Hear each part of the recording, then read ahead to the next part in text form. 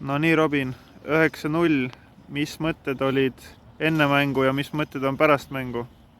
Enne mängu täielik fookus, teadsime, et meil on 6 punkti jäänud veel võtta, et 3 on nüüd võetud, ülihead emotsioonid pärast mängu.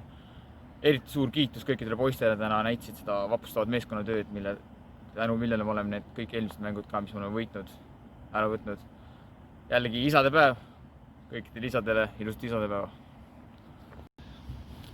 9-0 on, ma arvan, jalgpallis ükskõik mis tasandil, ma arvan, päris suur seis.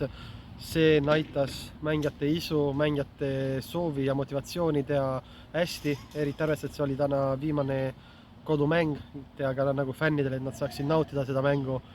Väravaid oli iga maitsele ja ma arvan, me näitasime väga hea meeskonnatööd.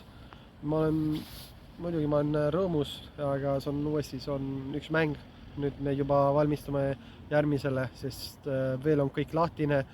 Võime siia liiga püsima jääda, võime minna ülemineku mängule ja samuti võime välja kukkuda. Et tänane võit muidugi annab positiivsed emotsioonid sellel nädala, mis tuleb. Ja ma arvan, et me saame väga positiivselt valmistuda viimase mängu jaoks.